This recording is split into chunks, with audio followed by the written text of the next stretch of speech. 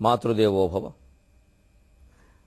అమ్మనెదందలంతు విపదంతమస్సుల వేళ ప్రేమ దీపమ్ము నెదందలంతు ఘనభారత భాగవతాదులైన గ్రంథముల సారమంతయు కథాకథనమున దెల్పు వ్యాసపీఠమ్ము నెదందలంతు కమఠంపు నివృత్తి నొసంగి బ్రోవగన్ మా అమ్మ నెదందలంతో. ఏబిఎన్ ఆంధ్రజ్యోతి ప్రేక్షక మహాశయులందరికీ నవజీవన వేదం అనే కార్యక్రమంలో 670వ భాగానికి స్వాగతం పలుకుతున్నాం. నిప్పుల్ చెప్పెడి గొప్పలున్నయవి ఈ నేలన్ గుణాఢ్యంబులై కుప్పల్ బడ్డ బృహత్ కథావళులు దిక్కున్మొక్కులేనట్లుగా చెప్పన్ బెట్టక దగ్ధమైనవి పిశాచీ బాంధవ శ్రేణి తప్పన్ బుట్టిన హాల పాత్రలకు గాథాదేహమందించుచున్. ఆ రకంగా గుణాఢ్యుడు చేసిన ప్రతిజ్ఞకి కట్టుబడి రాజాస్థానాన్ని వదిలేసి అడవుల్లోకి వెళ్ళిపోయాడండి. శర్వవర్మ ఉపాసనా శక్తి వల్ల దాన్ని సాధించగలిగాడు. ఇది గెలుపు కాదండి, ఓటమి. దీన్నే మనం పొరపాటు పడతాం అంచనా వేసేటప్పుడు. మానవ శక్తి వల్ల కాకుండా ఏ శక్తి వల్ల సాధించినా అది విజయం కాదండి, అపజయమే అవుతుంది. సహజమైన శక్తి కాదు అది. మీరు పురాణాలు పరిశీలించుకుంటే తెలుస్తుంది. పురుష ప్రయత్నం చేసిన వాడు ఒకడు ఓడిపోతే దైవానుగ్రహం వల్ల గెలిస్తే ఆక్షేపించారు. దేవుడు ప్రత్యక్షమే వరమే బట్టి గెలిచేవయ్యా, నువ్వేమైనా గెలిచావా అన్నారు. వచ్చిందండి తేడా అక్కడ. ఆ గ్రంథాలన్నింటిలో పురుష ప్రయత్నానికి ప్రాధాన్యం ఇచ్చారు. దైవానుగ్రహం అంటే అర్థం ఏంటి? ఈయన ప్రయత్నం లేకుండా ఆయన వచ్చేసింది అనమాట. మరి బాగానే ఉంది, ఇంకా ఈయన చేసింది ఏముంది? ఈయనకెందుకు సన్మానం, ఆయనకి చేయండి, కుమారస్వామికి. అలా ఆలోచించగలిగితే మానవ జాతి బాగుపడుతుంది. అది దేవుణ్ణి వ్యతిరేకించడం కాదు, దైవాన్ని అర్థం చేసుకోవడం. ఆ దైవం మానవుల్లో నిక్షిప్తమే ఉన్నాడని మనం చెబుతూ ఆ మానవ శక్తి ద్వారా ప్రయత్నం చేయకుండా ఎవరి మీదో ద్వేషంతో ఏదో పొందాలనే ప్రయత్నం కోసం ఏదో చేస్తే, ఎవరో దేవత కనపడి ఏదో ఇస్తే అది గొప్పదంటే ఎలాగా? గుణాఢ్యుడే గొప్పవాడు, ఓడిపోయినా సరే. ఏదో నైతికమైన గెలుపు మాదే అంటారే, మానవ ప్రయత్నం ద్వారా మామూలుగా సాధ్యం కాదన్నాడు. కానీ ముక్కోటి దేవతలు కనపడి ఇద్దామంటే ఎవరేమిటి, ఏదైనా ఇస్తారు. అందుకే ఎప్పుడు ఆ దైవానుగ్రహం వల్ల ఏదో చెప్పేశారు అనగానే మనం దండలు ఎక్కల్లా. అప్పుడే దైవానుగ్రహం పొందకుండానే పొందామని నాటకాలు ఆడేవాళ్ళు ఎక్కువైపోతారు లోకంలో. మానవ ప్రయత్నం విషయంలో ఆ నాటకాలు కుదరవు, ఖచ్చితంగా ప్రయత్నం చేయాల్సింది. ఇదే ఈ పురుష ప్రయత్నానికి దైవానుగ్రహానికి ఉండేది. మనం దురదృష్టవశాత్తు మనం ఏం చేస్తామంటే, ఏదో దేవుడు ఆయన కల్లో కనపడి ఏదో ఇచ్చాట, ఆ కావ్యం రాసేట, దేవుణ్ణి గౌరవిద్దామంటే ఈయన ఎందుకు, ఆయన రమ్మనండి. ఆయన కల్లో కనపడి వచ్చినప్పుడు ఆయన గౌరవిద్దాం, ఈయనకెందుకు? ఇక్కడే మనం రకరకాల పుట్టిన చేస్తాం. పిల్లల మరి పినవీరభద్రుడు రాత్రికి రాత్రే కావ్యం అమ్మవారు వచ్చి రాసింది. మీరు ఆ కావ్యం చదవండి, నన్ను ఏం అనొద్దు. అమ్మవారు రాసిన కావ్యంలో ఏం లేదు అది. చదవకుండా మాట్లాడే మాటలు ఇవన్నీ. పిల్లల మరి పినవీరభద్రుడు భక్తి ఎంత, ఆయనకి అమ్మవారు ప్రత్యక్షమే కావ్యం ఇచ్చేస్తుందండి. నాకు ఇదివరకు ఏదో కొన్ని పద్యాలు తెలుసును, కానీ ఈ మధ్య పూర్తిగా చదివా. ఎక్కడా సరస్వతీదేవి వేలెట్టిన కావ్యంలో లేదు అది. చాలా మామూలు స్థాయి కావ్యం, అంత పెద్ద గొప్పగా దాని గురించి ఏం చెప్పక్కర్లా. చాలా ఉన్నాయి దాన్ని మించినవి. మనం పుట్టించే కథలు ఇవన్నీ. ఈ కథలు నమ్మేసి వాళ్ళని గొప్పవాళ్ళు అంటాం మనం. నిజంగా సరస్వతీదేవి రాత్రికి రాత్రి పిల్లల మరి పినవీరభద్రుడికి శృంగార శాకుంతలం రాసి ఇచ్చి ఉంటే సరస్వతీదేవికి చెయ్యాలి అనవసరం, ఈయనకు అనవసరం సన్మానం. ఇలా ఆలోచించగలిగితే మొత్తం సృష్టి రహస్యాలన్నీ అర్థం అవుతాయండి. నిఖార్సైన వేదాంత గ్రంథాలు, యోగ వాసిష్టం లాంటివి చదివితే ఈ రహస్యాలు, దైవానుగ్రహ రహస్యాలన్నీ బయటపడతాయి. అంతే గుణాఢ్యుడిదే నైతికమైన గెలుపు. ఎవరో ఏదో పుస్తకం ఇస్తే దాని ప్రభావంతో 6 నెలలు లేకపోతే 6 నెలల్లోనే పోతుంది కూడా. అందుకే హారుడు సంస్కృతంలో పెద్ద గొప్పమైన రాయలే, ప్రాకృతంలోనే రాశాడు ఆయన. మరి అంత పండితులైతే రాయొచ్చుగా. కష్టపడిన పాండిత్యం కష్టపడ్డమే. గురుకుల క్లిష్టో మురారి కవి అంటాడు అనర్ఘరాఘవం రాసిన మహానుభావుడు. గురుకుల వాసం చేసి గురువుల దగ్గర కూర్చుని గ్రంథాలు చదివి కష్టపడిన వాడే కవి, పండితుడు. దైవానుగ్రహం గురించి మాట్లాడదని చెప్పాడు. సమర్థులైన వాళ్ళందరూ అలాగే మాట్లాడారు. అలా ఉన్నప్పుడే జాతి అభివృద్ధి చెందుతుంది. కాబట్టి అటువంటి మహాకావ్యాలు కాళిదాసుని మించి భారవి, భారవి నుంచి మురారి, మురారిని మించి భవభూతి బ్రహ్మాండంగా రాసేశారు. ఇవాళ మనం పూర్తిగా ఏదో మహిమలు మాయల మీద ఆధారపడడం ఏమీ రాయట్లేదు, వీపు గోడకు రాస్తున్నాం అంతే, ఇంకేం రాయట్లేదు. అదే గొప్ప అనుకుంటున్నాం. మన శక్తిని మనం నమ్ముకుంటే ఏదైనా చేస్తామండి. ఆ మన శక్తే భగవత్ శక్తి అర్థం కావట్లేదు చాలామందికి. ఎందుకంటే మనం వేరు అనుకోవడం వల్ల.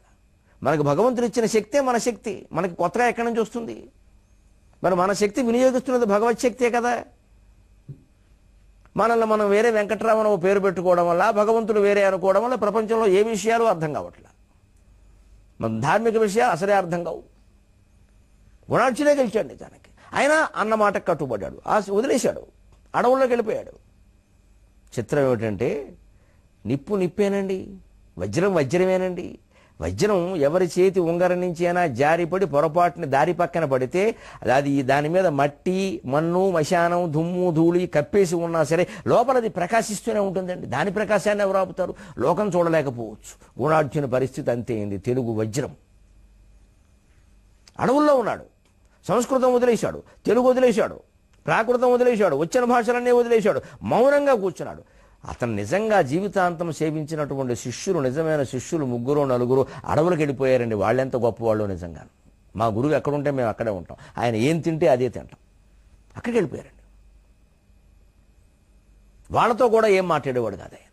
ఆ మౌనంగా ఉన్న మహాతపస్సులు నిజంగా దైవానుగ్రహం అంటే అది. నిజంగా మనిషి అంత తప్పిస్తే భగవంతుడు గుణార్జుల్లో ఉన్నాడు, శిష్యుల్లో ఉన్నాడు, చెట్టులో ఉన్నాడు, పిశాచంలో ఉన్నాడు, అంతటా ఉన్నాడు. ఆ భగవంతుడు అనుగ్రహిస్తాడు.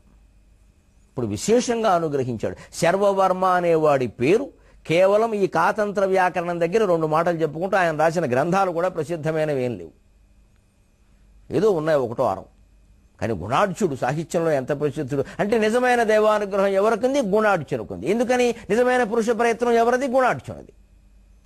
అందుకే గుణార్జునికి మళ్ళీ ఖ్యాతి లభించింది. ఎక్కడికి పోతుంది రాక? భగవంతుడు దయ ఉన్నాక, భగవంతుడిని ఆశ్రయించాక. పిశాచాలు అర్ధరాత్రి వచ్చి చెట్ల మీద కూర్చుని విచిత్రమైన భాషలో మాట్లాడుకుంటూ ఉంటే వీడిళ్ళు బంగారంగా ఆ భాష కంఠస్థం చేశాడు. అందుకే నేను వజ్రం వజ్రమే అంటున్నా. మేధావేనండి. ఒక మహత్తరమైనటువంటి తెలుగు కవిని, మేధావిని తీసుకెళ్ళి మీరు దక్షిణాఫ్రికాలో ఎడారిలో భారతే సూర్యకాంతి లేని చోట ఆ చెమ్మచీకటి మీద పద్యాలు అల్లేస్తాం అంతే. మళ్ళీ దక్షిణాఫ్రికా వాడు ఆశ్చర్యపోవాలి, వాడి భాషలో అల్లేస్తాం. ప్రతిభ. పిశాచి భాష నేర్చుకున్నాడు. ఏం చెప్పాడు? నాకు వచ్చిన భాషలు మాట్లాడినాడు, కొత్త భాష నేర్చుకోనని చెప్పలేదుగా. తెలుగువాడు తెక్కలాగే ఉంటుంది. నేర్చేసుకున్నాడు పిశాచి భాష. దాంట్లో బృహత్ కథావడు రాశాడు. అప్పుడు పౌరుషం వచ్చి ఇది పంపిద్దాం రాజుగారికి అని శిష్యులకి ఇచ్చి పైశాచి భాషలో రాసినటువంటి బృహత్ కథావళిని హాలుడు ఆస్థానానికి పంపిస్తే ఆయనకు ఒళ్ళు మండిందా, పిశాచాల భాషను ఈ పిశాచం రాయడమును అని విసిరాడు ఆ గ్రంథాన్ని. చాలా గుణార్జుని ఆత్మాభిమానం దెబ్బతిందండి. తట్టుకోలేక శిష్యులు పట్టుకొచ్చి గురువర్య రాజు విసిరేశాడు, కావ్యాన్ని రాజు విసిరేశాడు అని బాధపడుతూ ఇస్తే, రాజు విసిరేశాక ఇంకెవడు గౌరవిస్తాడు రా, ఇటువంటి రాజులు పుట్టారు రా బూజులు దేశంలో అని ఒళ్ళు మండి ఈ కావ్యాన్ని అగ్నిలో విసిరేశాడని. అదిగో నాల్కలు సాచుచున్నది గుణాఢ్యంబైన సత్కావ్య సంపదను రూరగజేసనేమో. అగ్నిదేవుడికి కూడా దయలేదండి కవింటే, కాల్చి పారేశాడు నిర్దాక్షిణ్యంగా.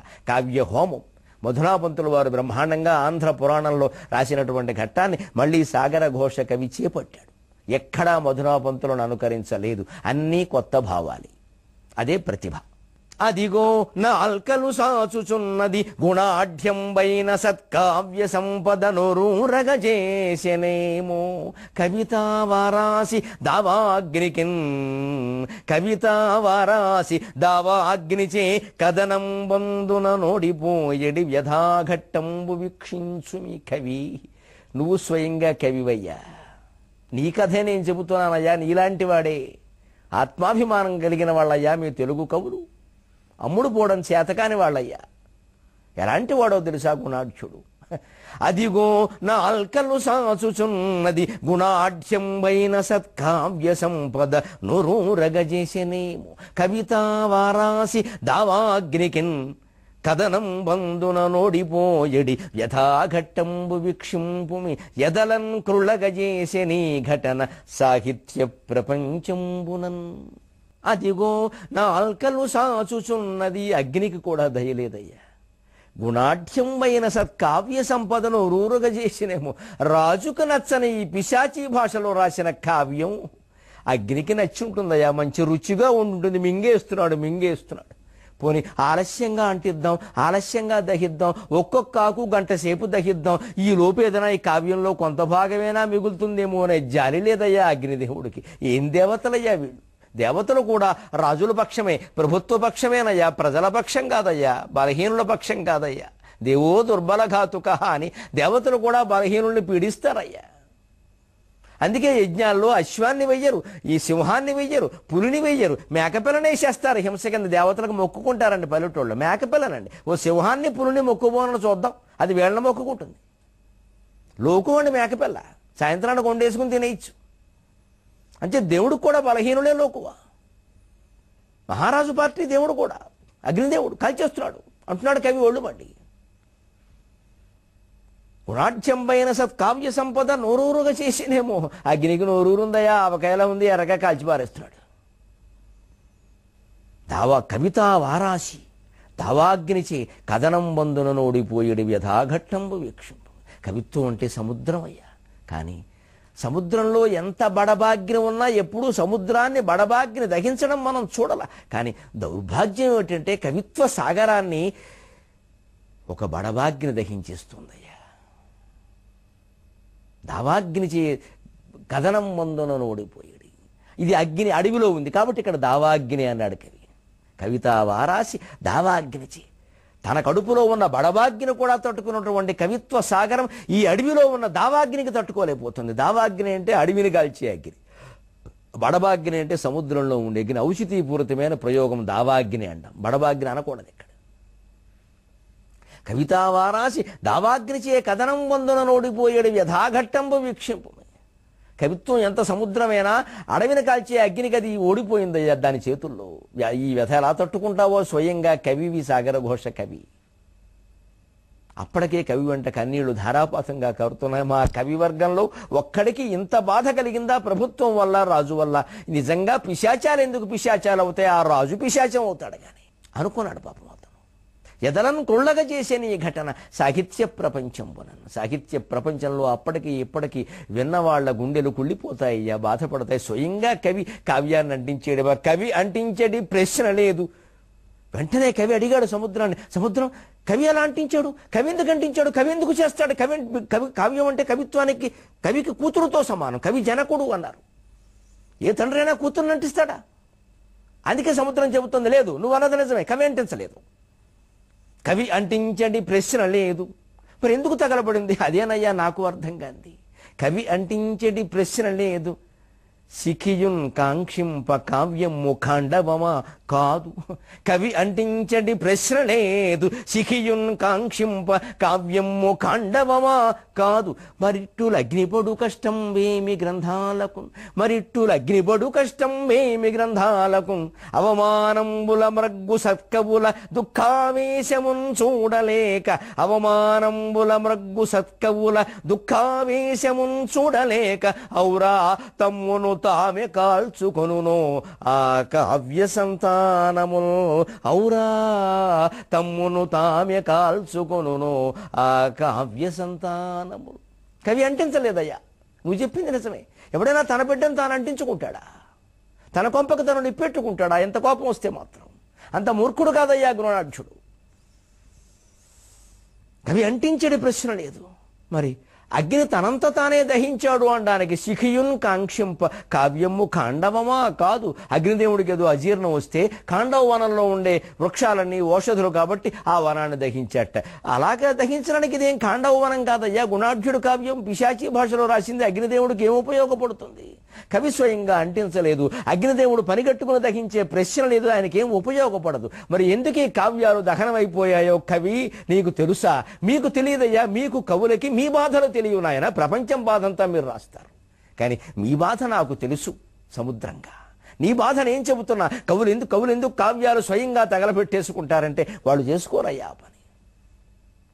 మరిట్టులు అగ్నిబడు కష్టం వేమి కావ్యాలకు. కావ్యం ఎందుకు అగ్నిలో పడిందంటే అవమానంబుల మృగ్గు సత్కవుల దుఃఖావేశమును చూడలేక, ఔరా తమ్మును తామె కాల్చుకొనునో ఆ కావ్య సంతానము. తమను సృష్టించినటువంటి కవికి రాజాస్థానంలో అవమానం జరిగితే తట్టుకోలేక ఆ అవమానం పడుతున్నటువంటి తండ్రి కళ్ళల్లోకి సూటిగా చూడలేక కావ్యం తనంత తనే అగ్నిలో పడిపోయిందయ్యా. ఎలాగో తెలుసా? నల్లనిదంచు. ఓ కొత్త ఉపమానం చెబుతున్నాడు కవి, చూడండి.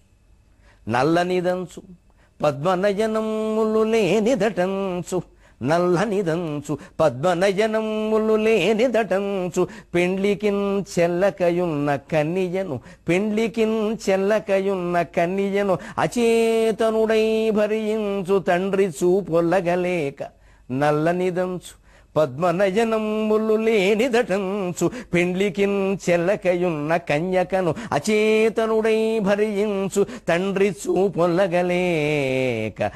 తండ్రి చూపొల్లగలేక దగ్ధమగు ఒక్క కుమారితవోలే, దగ్ధమగునొక్క కుమారితవోలే, అగ్గిలో పొల్లగుచున్న కావ్యమును పూర్ణ విరక్తిని చూచెనాతడున్.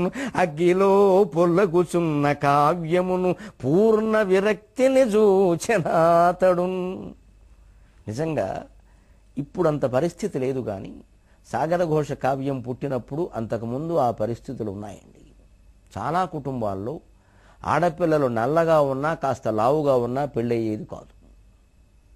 అందం అందం అందం ముఖ్యం. అప్పట్లో అందం ముఖ్యం.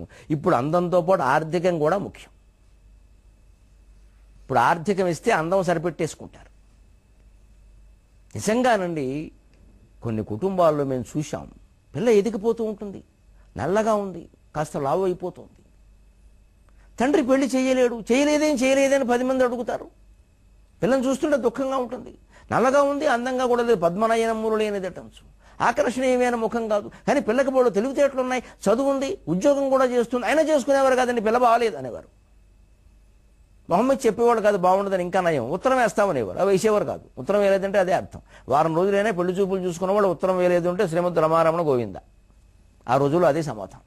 అందుకే కవిలా రాశాడు. అప్పుడు పరిస్థితి ఏది? నల్లనిదంచు పద్మనయనములు లేనిదటంచు, పెండ్లికిన్ చెల్లకయున్న కన్యను, అచేతనుడై భరించు తండ్రి చూపొల్లగలేక. ఏమీ చేయలేక అమ్మాయిని ఏమన్నా అంటే ఏమన్నా చేసుకుంటుందేమో, తప్పు అనుకోడు. నా కడుపును చెడబుట్టో లేకపోతే నేను చేయలేకపోతున్నా, చాలా కష్టమైపోతుంది, దీని పెళ్ళి ఒకటి చేసేస్తే ప్రాణం పోయినా పర్వాలేదు, ఈ మాటలు ఏమైనా వస్తే ఆ పిల్ల ఏమైపోతుందండి? ఏమీ అనలేక ఏమీ చేయలేక అచేతనుడై ఏ సంధ్యావందనమో చేసుకుంటూ అప్పుడప్పుడు అలా చూస్తున్న తండ్రి చూపు వల్లగలేక, ఆ కళ్ళల్లో కన్నీళ్లు, ఆ బాధ చూడలేక, దగ్ధమగునొక్క కుమారితవోలే, నన్ను నేను దగ్ధం చేసుకుంటే నా తండ్రికి సమస్య తీరిపోతుంది కదా, ఒక్కసారి ఏడుస్తాడంతే మా అమ్మా నాన్న. నేను నల్లగా ఉన్నాను, అందంగా లేను, అంతే కదా. నన్ను ఎవరు చదువున్నా చేసుకోరా, డబ్బు ఉన్నా చేసుకోరా, కట్నం ఇచ్చినా చేసుకోరా. నిజంగానండి కొన్ని పరిష్కరించలేని సమస్యలండి జీవితంలో ఇవి. అందుకే పూర్వమైనా ఇప్పుడైనా ఆ సమస్యలు పరిష్కారం కావాలంటే వివాహ బంధాల్లో ఎప్పుడు మానవత్వానికి, ప్రేమకి, కుటుంబ సంబంధాలకి ప్రాధాన్యం ఇవ్వాలి. అందానికి, ఆకర్షణకి, ఉద్యోగానికి, డబ్బుకి ప్రాధాన్యం ఇస్తే అప్పుడు ఒక రకంగా చెడ్డాయి వివాహ బంధాలు, ఇప్పుడు ఇంకో రకంగా చెడ్డాయి. అప్పుడు పెళ్లి కాకుండానే ఇబ్బంది పడ్డారు, ఇప్పుడు పెళ్లి అయ్యాక ఇబ్బందులు పడుతున్నారు. అప్పుడు పెళ్లి కాకుండానే ఇబ్బంది అండి, అయిపోతే పర్వాలేదండి, ఏదో అంతకు తగ్గ బొంత దానికి వస్తాడులే అనేవారు. ఎవరో వచ్చేవారు, పాపం సహృదయుడు ఎవరో వచ్చేవారు, చేసుకునేవారు, వాళ్ళు బాగానే ఉన్నారు. కానీ ఇవాళ అలా కాదండి. డబ్బు ప్రాధాన్యం పెరిగాక, ఉద్యోగాల ప్రాధాన్యం పెరిగాక, అమెరికాలు, ఆస్ట్రేలియాల ప్రాధాన్యాలు పెరిగాక అసలు పెళ్ళయ్యాక కూడా కలిసి ఉంటారో తెలియదో తెలియట్లేదు. నల్లనిదంచు పద్మనయనములు లేనిదటంచు, పెళ్లికిన్ చెల్లకయున్న కన్నిజను, అచేతనుడై భరించు తండ్రి చూపొల్లగలేక, దగ్ధమగునొక్క కుమారితవోలే, అగ్గిలో పొల్లగుచున్న కావ్యమును పూర్ణ విరక్తిని చూచెనాతడు. అలా తన కావ్యం తానే శిష్యుల పేరు మీద ఒక్కొక్క ఆకు వేసేస్తూ ఉంటే, తగలబడిపోతూ ఉంటే, అగ్నయే స్వాహ అగ్నయేదన్నమమా, అగ్నయే స్వాహ అగ్నయేదన్నమమా, వైశ్వానరాయ స్వాహ వైశ్వానరాయేదన్నమమా. ఇలా ఒక్కొక్క అగ్ని నామం చదువుకుంటూ ఒక్కొక్క ఆకు అందులో తండ్రి స్వయంగా దగ్ధం చేసినట్టు చేసేసాడండి గుణాఢ్యుడు. ఎంత దయనీయమైన దృశ్యం ఇది. అగ్గిలో పొల్లగుచున్న కావ్యమును పూర్ణ విరక్తిని చూసిన అతడు. దేశాన్ని పాలించే రాజు నన్ను, నా కావ్యాన్ని పైశాచిక కావ్యం అని అవమానించాక ఇంతకంటే ఇంకా బతికి చేసే పనే ఉంది. ఇంత కష్టపడి నాది కాని భాష, పిశాచ భాష నేర్చుకుని ఇన్ని వేల కథలు ఇందులో రాస్తే చదివేవాళ్ళు లేకుండా అయిపోయింది. కవుల బాధల్లా కావ్యం చదవడం గురించమ్మా దయచేసి గుర్తుపెట్టుకోండి. అందుకే కవి కనపడగానే ఏమండి ఈ మధ్య మీరు ఏమి రాశారు అనకండి, ఆముదం రాస్తాడు. ఏమిటి రాయాలి, ఎందుకు రాయాలి, ఎప్పుడు రాస్తూ ఉండాలా? ఉద్యోగమా కవిత్వం అంటే? ఈ మధ్య మీరు ఏమి రాశారు అంటే తప్పుడు పలకరింపు. లేకపోతే ఆ కావ్యం రాశారండి, తర్వాత ఏమి రాశారు, ఇది కూడా తప్పుడు పలకరింపు. ఏమీ రాయడు, ఒక్కటే రాస్తాడు, చదువుకోవడమే. మీరు రాసిన కావ్యంలో ఫలానాది మేము చదివేమండి, మీ ప్రవచనంలో ఫలానాది మేము విన్నామండి, మాకు నచ్చిందండి, అది చెప్పాలి. భారతం అయిపోయాక ఏం చెబుతారండి? నవజీవన వేదం సాగరఘోష అయిపోయాక ఏం చెబుతాను? ఏం చెప్పం, మానేస్తాం. నష్టమా? తర్వాత ఏం చెబుతారు? తర్వాత మృతి ఉంటుంది చెప్పరు. ఏమిటండి నష్టం? ఎన్ని చెప్పినా ఎన్ని చేసినా మృతి ఖాయం కదా, దాన్ని ఎవరు ఆపలేరు కదా. మృతి తర్వాత ఏం చేస్తారంటే యమధర్మరాజుని అడగాలి. ఈ తర్వాత ఏం చేస్తారనే ప్రశ్న సరైన ప్రశ్న కాదండి. చేసినవి చాలా బాగున్నాయనే మాట రావాలి. తర్వాత ఏం చేయాలో ఆయన నిర్ణయించుకుంటాడు. కానీ మనకందరికీ ఇదే ఆలోచన. ఎవరు కనపడినా సరే మీరు చేసిన పని బాగుంది అంతే, తర్వాత ఏం చేస్తారో మాకు అనవసరం, ఆ విషయం అక్కర్లేదు. మీరు చేసిన పని బాగుంది, మీరు రాసిన పద్యం బాగుంది, మీరు తీసిన సినిమా బాగుంది, మీరు చేసిన ప్రసంగం బాగుంది, చాలండి. ఎవరన్నా ఇంక సాదాగా మాట అంటారు. ఒక అందమైన చీర కట్టుకుని ఓ ముత్తైదు కనపడితే కట్టుకున్న చీర బాగుంది అంటారు, ఈ చీర తర్వాత ఇంకే చీర కట్టుకుంటారంటారు, అనరు కదండి. ఎంత నవ్వుగా ఉంటుంది. ఆవిడ పట్టుకుని ఈ చీర సరే, తర్వాత ఏం చీర కట్టుకుని నీకెందుకు ఆ విషయం ఉంటుంది ఆవిడ. కవి రాసిన కావ్యమేనా అంతే. రాసిన కావ్యం బాగుందని చెప్పండి, తర్వాత ఏమి రాస్తారని అడగండి. ఏమీ రాయరు, రాయకపోతే ఆయన ఇష్టం. అది పలకరించే విధానం ఇది. ఎంతసేపు అంటే మనకి క్వాలిటీ చూడడంలో మనం రాసి కావాలి. కవి అంటే 1000 కావ్యాలు రాయాలి, ముత్తైదు అంటే 1000 చీరలు కట్టాలి, అలాగే మనకు కావాలంతే. అలాగే కావ్యాలు రాయాలి. చీరలు కట్టిన తేలిక కావ్యాలు రాయడం. పలకరించే విధానం అది కాదండి. రాసింది బాగుంది, చేసింది బాగుంది, చూసింది బాగుంది, అప్పుడు వాళ్ళే రాస్తారు. అందుకే ఎవడూ చూడనప్పుడు, ఎవడూ చదవనప్పుడు దేనికి కావ్యం వదిలేశాడు ఆయన. పైగా మామూలు వాళ్ళకి కవిత్వం అర్థమవుతుంది. ఎంత కష్టపడి రాశాడు ఆయన. అడవుల కూడు నీళ్ళకై యాతనలంబడి వృక్షరాజముల్ గుడులనియించి పక్షులను గొల్వగ దేవతలంచు అవి తోడ్పడగ పిశాచరాజముల భాష గ్రహించి రసోత్కటంబుగా నుడివిన కావ్యభాగములు నుగ్గయిపోయే పరాభవాగ్నిలో. నుడివిన కావ్యభాగములు నుగ్గయిపోయే పరాభవాగ్నిలో. ఎంత యాతన పడ్డాడండి. అడవుల కూడు నీళ్ళకయి యాతనలంబడి. అడవుల్లో కూడు నీళ్లు లేక యాతన పడ్డాడండి. ఎవరు అన్నం పెట్టారండి, ఎవరు నీళ్లు పోశారండి ఆయనకి? గుక్కడి నీళ్లు పోసిన వాళ్ళు ఎవరండి? ఎంత యాతన పడ్డాడండి గుణాఢ్యుడు. అది అర్థం చేసుకోవద్దా రాజులైనా ప్రజలైనా? పిశాచి భాష అండమేనా? వృక్షరాజముల్ గుడులని ఎంచి తానున్న మర్రి చెట్టునే దేవాలయంగా భావించారండి. పక్షులను గొల్వగ దేవతలంచు, అంది మీద వాళ్ళని పక్షులను దేవతలు అనుకున్నాడండి. ఈ పక్షి వెంకటేశ్వరుడు, ఈ పక్షి సుబ్రహ్మణ్యేశ్వరుడు, ఈ పక్షి సాక్షాత్తు అమ్మవారు, ఈ పక్షి శివుడు అని పూజించాడండి. అవి తోడ్పడగా పిశాచరాజముల భాష గ్రహించి, అవి తోడ్పడితే వాటి కూతల నుంచి, వాటి అరుపుల నుంచి, వాటి మాటల నుంచి అనేక రకాల విషయాలు గ్రహించి పిశాచి భాష అని ఒకటి కొత్తగా కనిపెట్టి ఎంత కష్టపడ్డాడండి నిజంగాను. పిశాచరాజముల భాష గ్రహించి రసోత్కటంబుగా నుడివిన కావ్యభాగములు నుగ్గయిపోయే పరాభవాగ్నులు.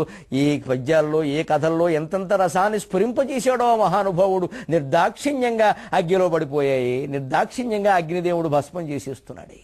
అవును అవును, ఎందుకు అర్థమవుతాయి రాజులకి ఇవి? కవి జీవనం అంత ఇదిగా ఉంటే రాజుల జీవనం ఎలా ఉంటుందండి? అధికారుల జీవనం ఎలా ఉంటుందండి? ప్రభుత్వ నాయకుల జీవనం ఎలా ఉంటుందండి? వాళ్ళు దీనికి భిన్నంగా ఉంటారు. ఈ యాతనలు వాళ్ళకెలా అర్థమవుతాయి? కీర్తనలందులేచి భుజకీర్తులయందున దృష్టి సాచి, కీర్తనలందులేచి భుజకీర్తులయందున దృష్టి సాచి దుర్వర్తనమందు దేలు నరపాలురు రాజపిశాచముల్.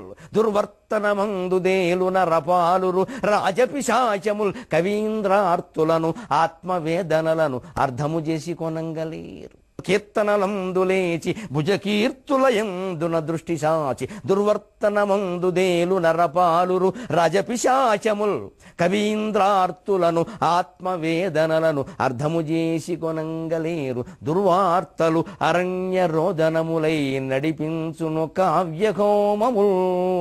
దుర్వార్తలు అరణ్య రోదనములై నడిపించును కావ్యహోమములు. కీర్తనలతో లేస్తారండి. చండ ప్రచండ మురురాయి రగండ ఎండిపోయిన పెండ అని ఎవడో పొగుడుతూ ఉంటాడు పొద్దున్న వచ్చి. వాడు పొగడపోతే వీళ్ళు లేవడం. అసలు ఏ పనికైనా ఎవడో ఒకడు పొగడాలి. ఇదో దరిద్రం రాజులకి. పూర్వకాలపు రోజులు బుజ్జిన వచ్చి వంది మా కథలు అని వారు ఊరికే వంశప్రభవ పయ వంశవాయ వారావార రాక సుధాకర అంటే కానీ వీడెవడో వీడికి తెలియదు. మహారాణి గారి మందిరమునకు దారి చూపుము, అక్కడికి దారి వాడికే ఎక్కువ తెలుసు వీడికంటే. చాలా చిత్రంగా ఉంటాయి ఈ మాటలని నాటకాల్లో చదువుతూ ఉంటే. మహారాణి మందిరమునకు దారి చూపు, మహారాణి మందిరానికి రాజుగారికి తెలుస్తుందా, దారి భటుడికి తెలుస్తుందా? ఇది విచిత్రమైన మర్యాదలండి. ఇటువంటి కీర్తన ఎందు లేచి భుజకీర్తన ఎందు దృష్టి ఆభరణాలు ఆస్తులు దండయాత్రలు ఇదే ఎంతసేపు పొగడ్తలు. దుర్వర్తన మందు దేరు నరపాలు రాజపిశాచములు. గమనించండి, డబ్బులుంటే వేట, డబ్బులు లేకపోతే దండయాత్ర, రకరకాల భోగాలు వ్యసనాలు, ఒక్కొక్కరికి 10 మంది భార్యలు, వాళ్ళంతా కొట్టుకు జావడం సవతుల కింద. ఇంకా అందులో అవన్నీ కథలు నాటకాలు రాయాల్సిన కర్మ మా కవులకు పెట్టింది పూర్వకాలంలో కూడా. ఎందుకు ఇది రాజపిశాచం అన్నాడు, అందుకనే కవి ఒళ్ళుమండి. అవేమో పిశాచ రాజ్యములు, అవే నయం వీళ్ళకంటే, వీళ్ళు రాజపిశాచాలు. అది ప్రయోగం. అక్కడ పిశాచ రాజ్యం ముందు పద్యంలో, తర్వాత పద్యంలో రాజపిశాచం. మనిషికి పిశాచం కంటే కూడా మనిషి హీనంగా ఉన్నాడు అనమాట. కవీంద్రార్తులను ఆత్మవేదనను అర్థము చేసుకోనగలిగారు. ఈ కవి యొక్క ఆర్తి ఈ ప్రభుత్వంలో ఉన్న వాళ్ళకి ఎప్పుడూ అర్థం కాదు. వాళ్ళని పొగిడేవాడు వాళ్ళకి కావాలి, లేదా వాళ్ళ జోలికి వెళ్లకుండా ప్రజలను అజ్ఞానంలో ముంచేసే కవులు కావాలి. అది వాళ్ళకు కూడా వాళ్ళు సన్మానాలు చేస్తారు. అంతేగాని ప్రభుత్వాన్ని విమర్శించిన వాడిని పొరపాటును కూడా సన్మానం చేయరు. అమ్మో, మనం విమర్శించిన వాడికి మనం చేస్తే అలాగా, ఎంత సహృదయం ఉంటే ఇంకేమండి. అందుకని వాళ్ళకి ఎప్పుడూ అర్థం కాదు. అందుకని ఎప్పుడూ కావ్య హోమాలు దుర్వార్తలై అరణ్య రోదనాలై వినపడుతూనే ఉంటాయి. మళ్ళీ 23:30 గంటల్లో కలుద్దాం. అంతవరకు తెలుగు ఎక్కువగా వాడదాం, నీళ్లు తక్కువగా వాడదాం.